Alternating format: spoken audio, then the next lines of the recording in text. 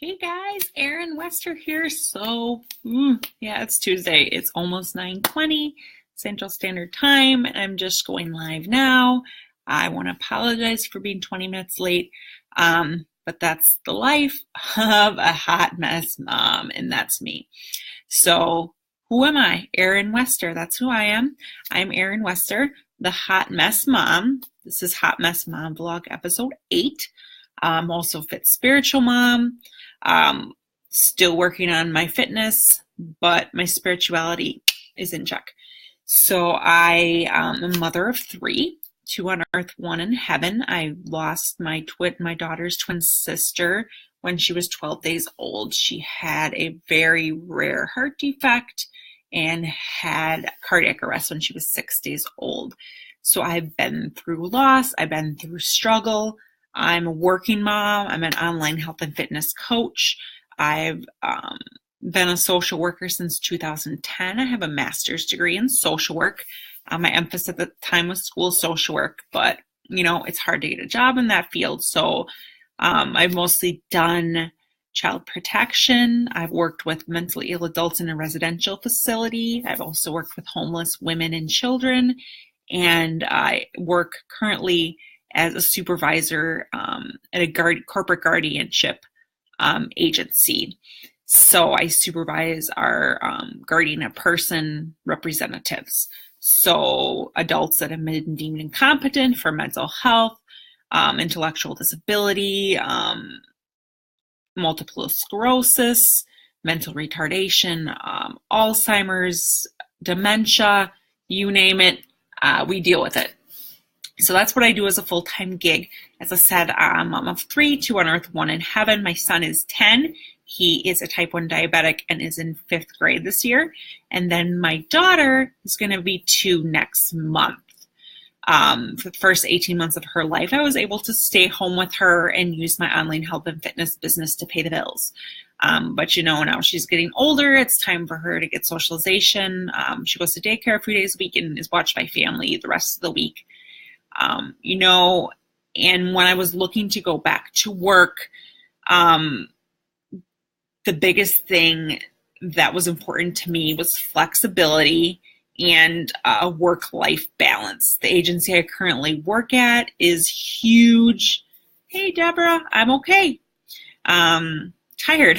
I'm trying to get wind down, and I'm running some reports for work, so I had time to quick run and do this. But anyways, when I was looking for a job, when I was coming off of my 18 months of maternity leave, unpaid, I needed a place that had work-life balance. Because even though I do work a full-time job as a social work supervisor, I still have my family, my kids, my husband are my number one priority. And they always will be. No matter what I'm doing in my life, if I'm just working a home business, if I'm working as a social worker, if I'm working remotely, if I'm working in the office, if I'm working on my car, whatever I'm doing, my kids and my husband and my family are my number one priority, and it will always be that way. So when I was looking to go back to work, I wasn't just going to take any job, because, this episode is about priorities and how to have the life you deserve. So if you're working for a company where they don't understand a work-life balance, you probably need to find a new company. I'm just blatantly putting it out there. I worked for companies where your work is the most important thing. And, they don't care about your kids, they don't care about your family, they don't care about your personal life. And those kind of places did not work for me. And I didn't last at those places long. But the agency I'm currently at, I have no plans of leaving anytime soon unless something drastically changes, just because they really do focus on the work-life balance. Yes, I'm a supervisor. Yes, I'm generally in the office. But when things happen like today, there's a flexibility. It just happened to work out that I didn't have any meetings or court hearings or visits or anything scheduled this afternoon. So it just worked out. So for those that you haven't seen my post from today, my daughter has hand, foot, and mouth disease. So I got a call at 10:45 that I had to come pick her up from daycare because there were 3 kids that had an outbreak of it, and she was one of those kids. because my daughter likes to put everything in her mouth, including all the toys at daycare, which is obviously how she got it. She has little bumps by the sides of her mouth, and she has a big white blister on one side of her tongue, and on the inside of the other side of her mouth, she has like 5 little pimples.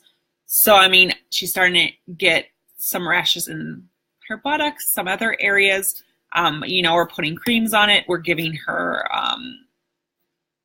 Orajel. We're giving her Tylenol. So, we're doing the best we can because this is something that cannot be treated. This is something that has to run its course, but unfortunately, she has to stay home from daycare for the rest of the week, basically. And we don't really want to expose her to anybody else. So me and my husband are obviously taking on the brunt of what needs to happen. So today, I left work at 10:45, 11. We picked her up, stayed home with her. I was still working from home, but, I had about an hour that she napped, and then she was up. I mean, she's sick. She wants to snuggle. She wants this. She wants that. So it's really hard to get work done. So obviously I'm trying to catch up tonight. But that is the beauty of the place where I work. I can catch up on things. As long as things like phone calls and emails are being handled, other work can wait. And I think that is the major perk of where I work, is that my boss has a daughter who is 4.